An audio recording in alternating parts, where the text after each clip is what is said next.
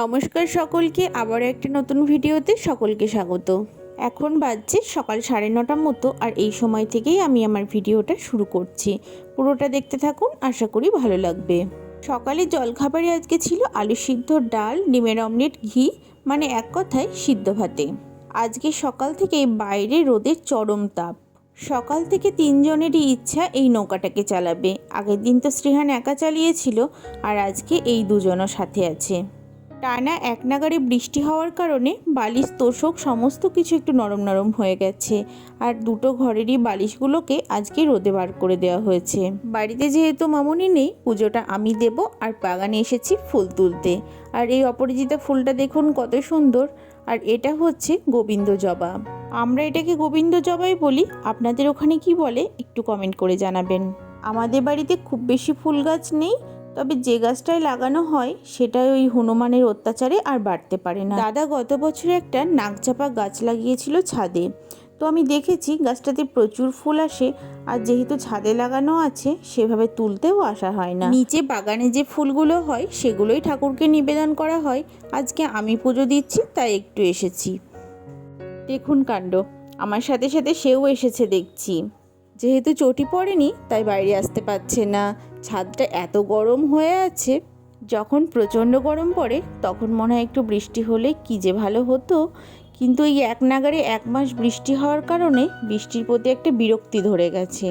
এখন না একটা কথা মনে হয়, প্রয়োজনের বাইরে কোনো কিছু অতিরিক্ত হয়ে গেলে তার কদর কমে যায়। আর এই ছবিটা দেখছেন, এটা আমাদের বাড়িতে জোড়াকালী পুজো হতো, আমার ঠাকুমা শাশুড়ি সেই ঠাকুরের সাথে ছবিটা তুলেছিলেন। আর এইটা হলো আমাদের সরস্বতী ঠাকুর, গত বছর শ্রীহানবাবু নিজে পছন্দ করে কিনেছে। আজকে শনিবার, ওর হাফ টাইম স্কুল, 1:30টায় ছুটি হয়ে যাবে, আর 3টে মতো বাজবে বাড়ি আসতে। আমি আর শ্রীহান খেয়ে নেব, মানে আমি খাওয়ার পর ওকে খাইয়ে দেব।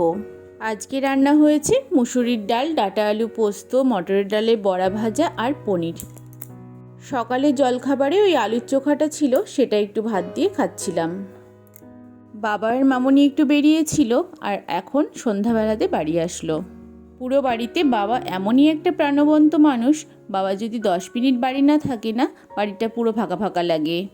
বাড়ির সাথে যেহেতু বাবার দোকান, তাই সে কতবার যে বাড়িতে আসে, আর জানেন সবার কাছে বকাও খায় যে কেন একভাবে দোকানে বসে না, বারবার বাড়ি আসে।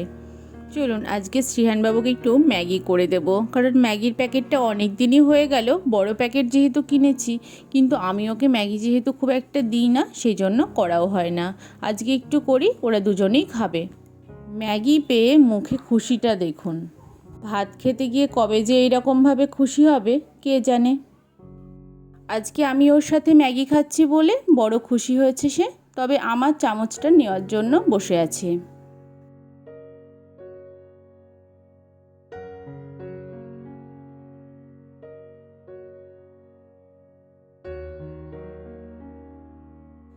কতদিন পর যে ম্যাগি খাচ্ছি আমি নিজেরই মনে নেই। মনে হয় বাড়ি গেছিলাম লাস্ট একবার খেয়েছি বাড়িতে।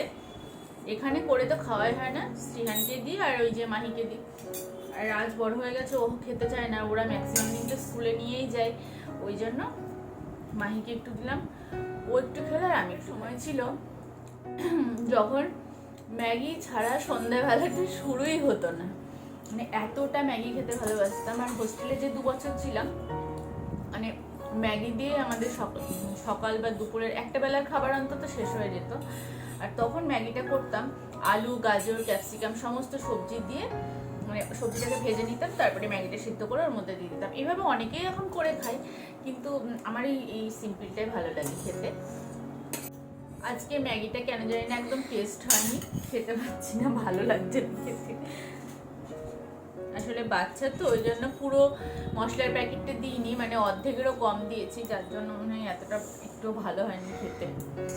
বড়দি এসেছে, আর এই মিষ্টিগুলো আজকে নিয়ে এসেছে। এগুলোকে ওই গোলাপজাম না কালোজাম কি বলে, আমি তো কালো মিষ্টিই বলি। আর এটা নবদ্বীপের প্রতুল কাকুর দোকানে ভীষণ ভালো হয়। দোকানটা বড়দিদের বাড়ির পুরো অপোজিটে। আর এখানে মা কাঁঠাল দিয়েছে, ওই কাঁঠালগুলো তুলে ছোটদির বাড়ি দিয়ে দিচ্ছিলাম, কারণ বড়দি কাঁঠাল খেতে চেয়েছে। তো আজকে যেহেতু ওই বাড়িতেই থাকবে, সেই জন্য কাঁঠালগুলো দিয়ে দিলাম। আজকে রাতের খাবারে হবে সাদা আলুর তরকারি আর লুচি। সেই মতো আলুর তরকারিটা পিসি করে দিয়ে যাচ্ছে, আর ময়দাটা তো মেখে দিয়ে যাবে প্রতিদিনের মতো, আর আমরা করে নেব। আর এখানে সে দেখুন অঞ্জুর সাথে কিছু ব্যায়াম শিখে এসেছে, সেই ব্যায়ামগুলোই আমাকে দেখাচ্ছে। এই যে ওর সাথে খেলতে খেলতে 9:30 বেজে গেছে। এবার লুচিগুলোকে ভেজে নেব। প্রথমে আমি লুচিগুলোকে বেলে একটা থালার মধ্যে নিয়ে নিচ্ছি, তারপরে অনেকগুলো করে ভেজে আবার গ্যাসটাকে কমিয়ে আবার কয়েকটা বেলে নিচ্ছি। এইভাবেই ভাজি। আর আমি লুচিগুলো স্ল্যাপের ওপর এইভাবে দিয়েই বেলে নিই, কারণ এই চাকতির থেকে আমি দেখেছি স্ল্যাপের ওপরে বেশি ভালো হয়। লুচির লেচিগুলো এত বড় বড় করেছে, সেই রুটির মতো আকার হচ্ছে। যদিও বড় লুচি দেখতে ভীষণ ভালো লাগে। আজকে শ্রিয়ানকে রাতে লুচি দেব না, আজকে ভেবেছি একটু দুধ ভাত দেব, কারণ দুপুরে ও ভাতটা একদমই খায়নি। লুচি ওই দুটো লেচি রেখে দেব, কালকে ভেজে দেব। এমনিতেই ও লুচি পরোটা খেতে বেশি পছন্দ করে, কিন্তু তবুও ভাতটা তো একদমই খায়নি দুপুরে, তো একটু ভাতই দেব ভাবছি। একে একে সমস্ত লুচি ভেজে বাবা মামুনি ওনাদের খেতে দিয়ে দিই। আর সে গেছে দাদা দিদির সাথে ওপরে খেলতে, এই সুযোগে ওর বাবাকেও দিয়ে দিই, তাহলেও দেখতে পাবে না, না হলে ওই লুচি খাওয়ার জন্যই বায়না শুরু করবে। আজকে সন্ধ্যাবেলাতেই বাবা বলে দিয়েছে যেন একদম পরোটা করবে না, লুচিই ভাজবে, কারণ প্রতিদিন এই লুচি ভাজার নাম করে সেই পরোটাটাই করা হয়। যদিও পরোটাটা তেল কম টানে। আজকে সাদা আলুর তরকারিটা পিসি সর্ষের তেলে করেছে, তাই একটু হলদে হলদে হয়ে গেছে, তবে এই সাদা সাদা লুচির সাথে বেশ ভালো লাগছিল খেতে। কয়েকটা বাসন আছে, সেগুলোকে একটু ধুয়ে নিই, আর বেসিনটা আজকে পরিষ্কার করব। অনেক দিনই পরিষ্কার করা হয়নি, আমি যেদিন শেষ রান্না করেছি সেই দিন করেছি, আর বেসিনটা একটু পরিষ্কার না করলে ভালোও লাগে না। খাওয়া দাওয়া মোটামুটি সবারই হয়ে গেছে, আমার দু একটা কাজ আছে রান্নাঘরে। আগে দেখতাম মাকে এই কাজগুলো করতে, আর আমি বলতাম আমার কাছে বসো, কখন তুমি কাজ শেষ করবে। এখন বুঝি মারা কেন ওই খাওয়া দাওয়ার পরেও ঘরে আসতে পারে না। টিফিন কোটোগুলোকে একটু গুছিয়ে রাখতে হবে, কারণ সকালে ওর স্কুল থাকে, আর তখন এই টিফিন কোটোগুলোকে আমি পাই না। যদিও কাল রবিবার। আজকে আমার একটা বড় কাজ বাকি আছে, সেটা হলো শ্রিহানকে খাওয়ানো, কারণ যেহেতু ওকে দুধ দিয়ে ভাত দেবো, একটু সময় হাতে নিয়েই আমাকে বসতে হবে, কারণ ও তো খেতে প্রচুর লেট করে। তাই সমস্ত কাজ সেরে নিয়ে আমিও একটু হাত মুখ ধুয়ে নেব, তারপরে একবারে ওকে নিয়ে বসবো। যাই হোক, আজকের ভিডিওটা আমি এখানেই শেষ করব। যদি ভিডিওটা ভালো লাগে অবশ্যই একটা লাইক করবেন, আর কমেন্ট করে জানাবেন কেমন লাগলো।